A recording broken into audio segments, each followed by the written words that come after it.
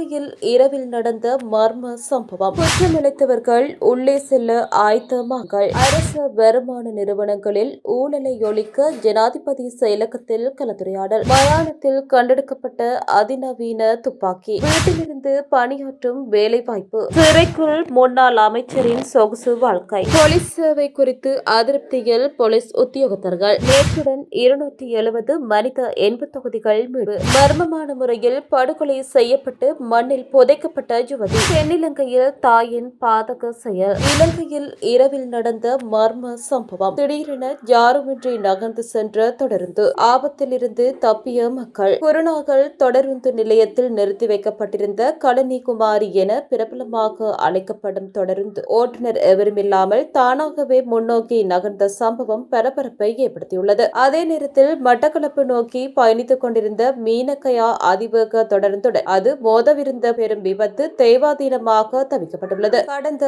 28ஆம் தேதி இரவு 9:30 மணிக்கும் 10 மணிக்கும் இடைப்பட்ட பகுதியில் இந்த எதிர்பாராத விபத்து பதிவாகியுள்ளது. இந்த சம்பவம் குறித்து தொடர்ந்து திணைக்களம் தற்போது சிறப்பு விசாரணையை ஆரம்பித்துள்ளது.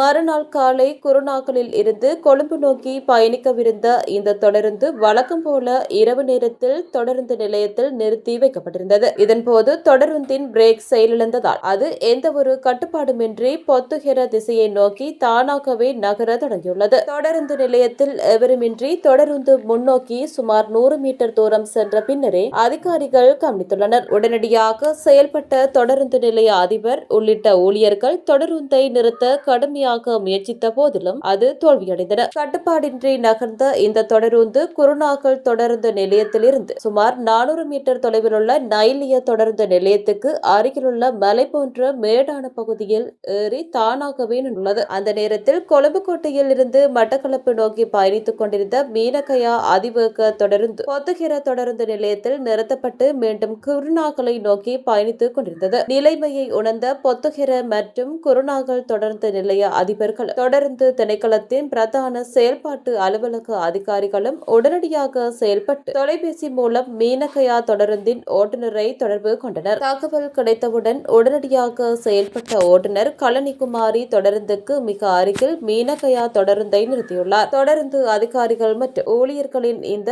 உடனடி மற்றும் கூட்டு தலையீடு காரணமாகவே ஒரு பெரிய விபத்து தவிர்க்கப்பட்டதாக ஊழியர்கள் தெரிவிக்கின்றனர். இந்த தொடருந்தில் குறைந்தபட்சம் கை பிரேக் கூட போடப்பட்டிருக்கவில்லை என சந்தேகிக்கப்படுகிறது. அல்லது ஏதேனும் தொழில்நுட்ப கோளாறு காரணமாக இது நடந்ததா என்பது குறித்தும் தொடர்ந்து திணைக்களம் விசாரணைகளை மேற்கொண்டு வருகிறது. குற்றமிழைத்தவர்கள் உள்ளே செல்ல ஆயத்தமாங்கள். குற்றச்செயல்களில் ஈடுபட்டவர்கள் சிறைக்கு செல்ல ஆயத்தமாக இருக்க வேண்டும் என பிரதி அமைச்சர் இரங்க குணசேகர தெரிவித்துள்ளார். சிறைக்கு சென்று சிறையில் அவர்கள் கவிதை புத்தகம் எழுதலாம் எனவும் சிறையில் சுவர்களில் ஓவியங்களை தீட்டலாம் எனவும் அவர் தெரிவித்துள்ளார். கடந்த காலங்களை போன்று குற்றம் இழைத்தவர்களுக்கு எவ்வித நிகழ்வு தன்மையும் காட்டப்பட மாட்டாது என அவர் தெரிவித்துள்ளார். குற்றமிழைத்த தரப்பினர் தற்பொழுது பதற்றம் அடைந்துள்ளதாகவும் அவர்களுக்கு வயிற்றுப்போக்கு ஏற்பட்டுள்ளதாகவும் பிரதி அமைச்சர் சுட்டிக்காட்டியுள்ளார். குற்றவாளிகளுக்கு தற்பொழுது வியர்ப்பதனை தவிர்க்க முடியாது என அவர் தெரிவித்துள்ளார். இம்முறை குற்றவாளிகளினால் அரசாங்கத்தை பிடிக்க முடியவில்லை என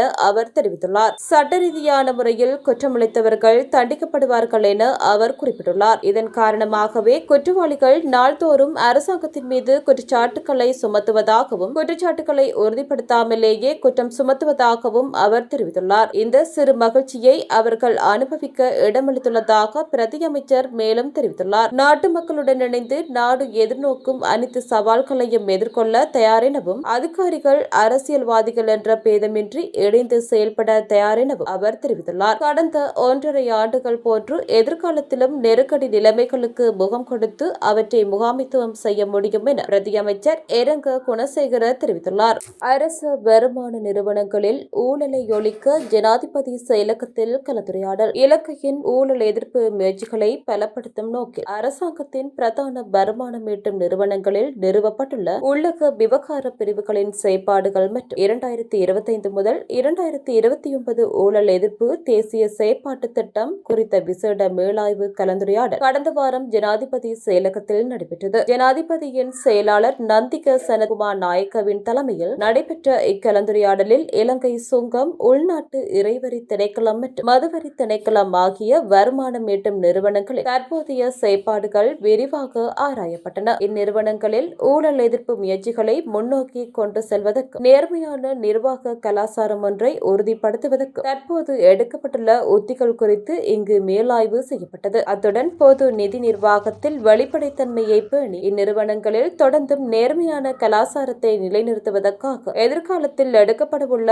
உத்தியோகபூர்வ நடவடிக்கைகள் குறித்தும் இதன்போது கலந்துரையாடப்பட்டது. இந்த உயர்மட்ட கலந்துரையாடலில் ஜனாதிபதியின் மேலதிக செயலாளர் சந்திமா விக்ரமசிங்க, சுங்கப்பணிப்பாளர் நாயகம் WSK லியனகம, உள்நாட்டு இறைவரி ஆணையாளர் நாயகம் RPH பெர்னாண்டோ, மதுவரி ஆணையாளர் நாயகம் MBNA பேமர உட்பட அந்தந்த நிறுவனங்களின் உள்ளக விவகார பிரிவுகளின் பிரதானிகளும் கலந்து கொண்டனர். மயானத்தில் கண்டெடுக்கப்பட்ட அதிநவீன துப்பாக்கி. உள்நாட்டில் தயாரிக்கப்பட்ட அதிநவீன மினி ஊசி ரக தானிய துப்பாக்கியொன்று கொழும்பு மாதம்பிட்டிய பிரதேச மயானம் ஒன்றில் புதைக்கப்பட்டிருந்த நிலையில் மீட்கப்பட்டுள்ளது. மினி ஊசி ரக துப்பாக்கியுடன் வெளிநாட்டில் தயாரிக்கப்பட்ட ஒரு கைத்துப்பாக்கி, ஒரு தோட்டாக்கூடு மற்றும் 3 தோட்டாக்களும் புதைக்கப்பட்ட நிலையில் கண்டெடுக்கப்பட்டன. கடந்த மாதம் 21ஆம் தேதி துபாயிலிருந்து இலங்கைக்கு நாடு கடத்தப்பட்ட மகவத்த சாம்பர எனும் பெயருடைய பாரியளவிலான போதைப்பொருள் கடத்தல்காரர் தற்போதைக்கு மத்திய குற்றப்புலனாய்வு பிரிவில் விசாரிக்கப்பட்டு வருகின்றார். இந்நிலையில் மகவத்த சாமரவிடமிருந்து கிடைக்கப்பெற்ற தகவல்களின் பிரகாரம் குறித்த மினி ஊசி துப்பாக்கி, மற்ற துப்பாக்கிகள் மற்றும் தோட்டாக்கள் மீட்கப்பட்டதாகவும் போலீசார் கூறுகின்றனர். ஒழுங்கமைக்கப்பட்ட குற்றவாளிகளிடம் இந்த வகை துப்பாக்கி ஒன்று இருப்பதாக கடந்த காலத்தில் போலீசாருக்கு தகவல் கிடைத்திருந்த போதிலும் எந்தவொரு போலீஸ் பிரிவினராலும் அதை கண்டுபிடிக்க முடியாமற் போயிருந்தது. இந்த மினி ஊசி துப்பாக்கியை மகவத்த சாம்பரவின் நிழல் உலக குழுவின் உறுப்பினர்கள் ஏனைய நிழல் உலக குழு உறுப்பினர்களை அச்சுறுத்துவதற்காக பயன்படுத்தியிருக்கலாம் என போலீசார் சந்தேகம் வெளியிட்டுள்ளனர். வீட்டிலிருந்து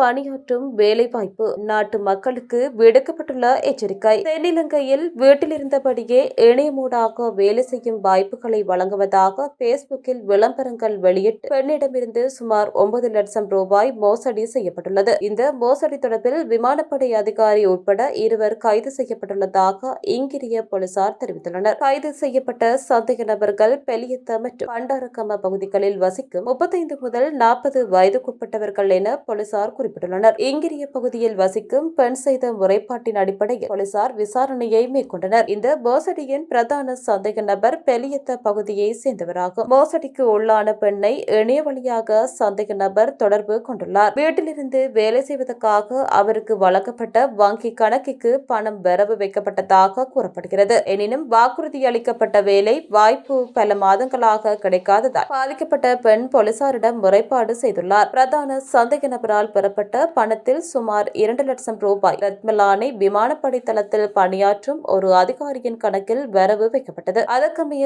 அந்த விமானப்படை அதிகாரியும் கைது செய்யப்பட்டார். சந்தேக நபர்கள் இருவரும் பல்வேறு பகுதிகளில் பெண்களை பெருமளவில் ஏமாற்றி வந்துள்ளனர் என்று விசாரணையில் தெரியவந்துள்ளது. சந்தேக நபர்கள் நீதிமன்றத்தில் முன்னிலைப்படுத்தப்பட்ட நிலையில் 10 நாட்களுக்கு விளக்கமறியலில் வைக்கப்பட்டுள்ளனர். மோசடிகள் தொடர்பாக போலீசார் மேலதிக விசாரணைகளை நடத்தி வருகின்றனர். சிறைக்குள் முன்னாள் அமைச்சரின் சொகுசு வாழ்க்கை. வேலிக்கடை சிறையில் தடுத்து வைக்கப்பட்டுள்ள முன்னாள் அமைச்சர் மகிந்தானந்த அலுத்கமகேவை சந்திக்க மதுபானம் கொண்டு செல்ல முயன்ற நபர் கைது செய்யப்பட்டு பிணையில் செல்ல அனுமதிக்கப்பட்டுள்ளார். சிறைக்குள் தடை செய்யப்பட்ட பொருட்களை கொண்டுவர முயன்ற குற்றச்சாட்டில் சிறை அதிகாரிகளால் அவர் கைது செய்யப்பட்டுள்ளார். கைது செய்யப்பட்டவர் மேலதிக விசாரணைக்காக பொரளை போலீஸ் நிலையத்தில் ஒப்படைக்கப்பட்டு நீதிமன்றத்தில் முன்னிலைப்படுத்தப்பட்டார். குளிர்பான போத்தலில் மதுபானத்தை நிரப்பி சிறை வளாகத்திற்குள் கொண்டு செல்ல சந்தேக நபர் திட்டமிட்டிருந்ததாக போலீசார் நீதிமன்றத்தில் தெரிவித்துள்ளனர். சந்தேக நபரின் தகவல்களை கருத்தில் கொண்டு தலா 2 லட்சம் ரூபாய் மதிப்புள்ள 2 பிணையில் செல்ல நீதவான் உத்தரவிட்டார். போலீஸ் சேவை குறித்து அதிருப்தியில் போலீஸ் உத்தியோகத்தர்கள். இலங்கை போலீஸ் திணைக்களத்தில் பணியாற்றி வரும் போலீஸ் உத்தியோகத்தர்கள் பெருமளவில் சேவையை விட்டு விலகி செல்வதாக தெரிவிக்கப்படுகின்றது. இதனால் திணைக்களம் தற்போது மிக கடுமையான ஆளணி நெருக்கடிக்கு முகம் கொடுத்துள்ளதாக போலீஸ் தலைமையக வட்டாரங்கள் தெரிவிக்கின்றன. போலீஸ் திணைக்களத்தின் சாதாரண கடமைகளை தடையின்றி முன்னெடுத்து செல்வதற்கு குறைந்தபட்சம் 85,000 போலீஸ் உத்தியோகத்தர்கள் தேவைப்படும் நிலையில் தற்போது ஒட்டுமொத்த திணைக்களத்தில் 50,000க்கும் சற்று அதிகமான எண்ணிக்கையிலான உத்தியோகத்தர்களே மட்டுமே பணியில் உள்ளதாக தெரிவிக்கப்படுகிறது. தற்போது நிலவி வரும் கடுமையான ஆளணி பற்றாக்குறை காரணமாக சேவையில் உள்ள உள்ள பெரும்பாலான போலீஸ் உத்தியோகத்தர்கள் நாளொன்றுக்கு 15 முதல் 18 மணித்தியாலங்கள் வரை தொடர்ச்சியாக கடமையில் ஈடுபட வேண்டிய கட்டாயத்துக்கு தள்ளப்பட்டுள்ளனர். இதன் காரணமாக போலீஸ் சேவையானது உத்தியோகத்தர்கள் மத்தியில் பெரும் அதிருப்தியை ஏற்படுத்தியுள்ள இடமாக மாறி வருவதாக தெரியவந்துள்ளது. இந்த ஆள் பற்றாக்குறை பிரச்சினைக்கு உடனடியாக தீர்வு காணப்படாவிட்டால் ஒட்டுமொத்த போலீஸ் திணைக்களமும் எதிர்காலத்தில் மிகப்பெரியதொரு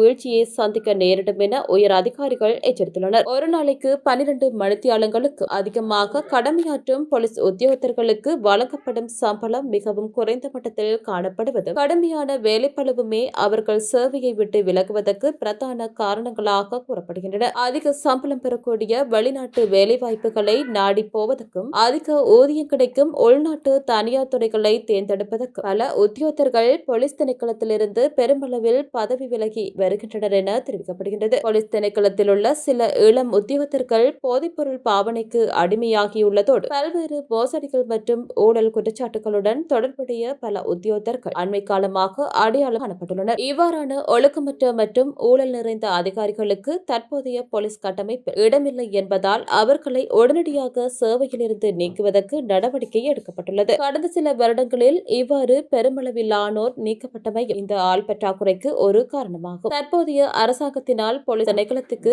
10,000 புதிய உத்தியோகத்தர்களை புதிதாக இணைத்துக் கொள்வதற்கு அனுமதி வழங்கப்பட்டிருந்த போதிலும் அந்த உத்தியோகத்தர்களை ஒரே தடவையில் திணைக்களத்துக்குள் உள்வாங்கி அவர்களுக்கான பயிற்சிகளை வழங்குவதற்கு தற்போதைக்கு போதிய வசதிகள் இல்லை என போலீஸ் தலைமையக வட்டாரங்கள் சுட்டிக்காட்டியுள்ளன. மேலும் கடந்த 2022ஆம் ஆண்டுக்கு பின்னர் அரசு துறைக்கு புதிய ஊழியர்களை இணைத்துக் கொள்ளும் நடவடிக்கை மிக குறைந்த மட்டத்திலேயே காணப்பட்டதால் போலீஸ் திணைக்களத்திலும் மிக குறைந்த எண்ணிக்கையினரே இணைக்கப்பட்டனர். இந்த நிலைமையை கட்டுப்படுத்துவதற்காக போலீஸ் மா அதிபர் பிரியந்த வீரசூரியவின் வழிகாட்டலின் கீழ் சில விசேட வேலை திட்டங்கள் முன்னெடுக்கப்பட்டுள்ளதாக போலீஸ் வட்டாரங்கள் தெரிவிக்கின்றன. இதற்கமைய ஒவ்வொரு 3 மாதங்களுக்கும் ஒருமுறை புதிய பயிற்சி பெறும் உத்தியோகத்தர்களை போலீஸ் சேவையில் இணைத்துக் கொண்டு அவர்களுக்கான பயிற்சிகளை வழங்கும் புதிய திட்டம் ஒன்று தற்போது நடைமுறைப்படுத்தப்பட்டுள்ளதாக ஊடகம் ஒன்று செய்தி வெளியிட்டுள்ளது. போலீஸ் திணைக்களத்தின் ஆளணி வள பற்றாக்குறை நிலவும் போதிலும் அதற்கான ஏதுக்கள் தொடர்பிலும் போலீஸ் உத்தியோகத்தர்கள் சேவையில் இருந்து விலகி செல்வதற்கான ஏதுக்கள் தொடர்பிலும் போலீஸ் திணைக்களம் அதிகாரப்பூர்வ தகவல்களை இதுவரையில் வெளியிடவில்லை என்பது குறிப்பிடத்தக்கது. நேற்றுடன் 270 மனித எண்பு தொகுதிகள் மீட்பு. செம்மணி சிந்துபாத்தி மனித புதைகுழி அகழ்வு பணிகள் நேற்று தினம் 14வது நாளாக யாழ்ப்பாண நீதிமன்ற நீதிவான் எஸ். லெனின்குமார் முன்னிலையில் நடைபெற்றது. நேற்றுடன் 270 மனித எண்பு தொகுதிகள் அடையாளம் காணப்பட்டுள்ளன. அவற்றுள் 266 எலும்பு எச்சங்கள் துப்புரவாக்கப்பட்டு அடையாளமிடப்பட்டு அகழ்ந்தெடுக்கப்பட்டு நீதிமன்றத்தின் கட்டுக்காவலில் ஒப்படைக்கப்பட்டுள்ளது. இவற்றுள் 257, 258 என அடையாளம் காணப்பட்ட எண்பு தொகுதியானது சிறுவர்களினுடைய எண்பு தொகுதிகளாக அடையாளம் காணப்பட்டுள்ளன. ருகுணு பல்கலைக்கழக மாணவர்களின் உதவியுடன் அகழ்வு பணி மேலும் விஸ்தரிக்கப்பட்டுள்ளது. மேலும் களத்தில் கட்டப்படும் தாயத்து போன்ற தகடு ஒன்றும் சான்று பொருளாக இனம் காணப்பட்டுள்ளது. அகழ்வின் போது தொல்லியல் பேராசிரியர் ராஜ் சோமதேவா தலைமையிலான குழுவினர், சட்ட வைத்திய அதிகாரி செல்லையா பிரணவன், குற்றப்புலனாய்வு திணைக்கள அதிகாரிகள், சட்டத்திறனிகள், துறைசார் நிபுணர்கள் பங்கேற்றனர். மர்மமான முறையில் படுகொலை செய்யப்பட்டு மண்ணில் புதைக்கப்பட்ட யுவதி. கண்டியில் இளம் யுவதியொருவர் மர்மமான முறையில் படுகொலை செய்யப்பட்டு மண்ணில் புதைக்கப்பட்ட நிலையில் சடலமாக மீட்கப்பட்டுள்ளார். தெல்தெனிய ரங்கல பகுதியில் 22 வயதான ஆடை தொழிற்சாலை ஊழியரான யுவதியே சடலமாக மீட்கப்பட்டுள்ளார். நீதிமன்ற உத்தரவுக்கு அமைய ரங்கல போலீஸ் பொறுப்பதிகாரி நிசாந்த ஜெயரத்ன தலைமையில் விசாரணைகள் மேற்கொள்ளப்பட்டன. அதற்கமைய யுவதி கொலை செய்யப்பட்டு புதைக்கப்பட்ட நிலையில் அடையாளம் காணப்பட்டுள்ளார். சடலமாக மீட்கப்பட்டவர் ஒதிஸ்பட்டுவ கக்மான பகுதியை சேர்ந்த 22 வயதான வசன சந்தமாலி என ரங்கல்ல போலீசாரால் உறுதிப்படுத்தப்பட்டுள்ளது. தெல்தெனிய நீதவான் கமல் சஞ்சய ஜேதலக சடலம் கண்டெடுக்கப்பட்ட இடத்தில் நேரில் விசாரணை நடத்தி நீதிமன்றத்தில் அறிக்கை சமர்ப்பிக்குமாறு ரங்கல்ல போலீஸ் அதிகாரிகளுக்கு உத்தரவிட்டார். தென்னிலங்கையில் தாயின் பாதக செயல். தென்னிலங்கையில் தனது 2.5 மாத குழந்தையை கிணற்றில் வீசிய தாய் ஒருவர் கைது செய்யப்பட்டுள்ளார். காலி எல்பிட்டிய பகுதியில் நேற்று குறித்த தாய் சந்தேகத்தின் பேரில் கைது செய்யப்பட்டதாக எல்பிட்டிய போலீசார் தெரிவித்துள்ளனர். அந்த தாய் தனது பெண் குழந்தையை கிணற்றில் வீசிவிட்டு கூச்சலிட்டுள்ளார். அதற்கமைய உடனடியாக செயல்பட்ட அவரது கணவர் கிணற்றில் மிதந்து கொண்டிருந்த மகளை வெளியே இழுத்து அக்கம் பக்கத்தினரின் உதவியுடன் மருத்துவமனைக்கு கொண்டு சென்றுள்ளார். இதனால் குழந்தையின் உயிர் காப்பாற்றப்பட்டதாக போலீசார் கூறியுள்ளார். குழந்தை வீசப்பட்ட கிணறு ஆழம் குறைவாக இருந்ததால் குழந்தையை காப்பாற்ற முடிந்ததுடன் குழந்தையின் நிலைமை கவலைக்கிடமாக இல்லை என்றும் போலீசார் கூறியுள்ளனர்.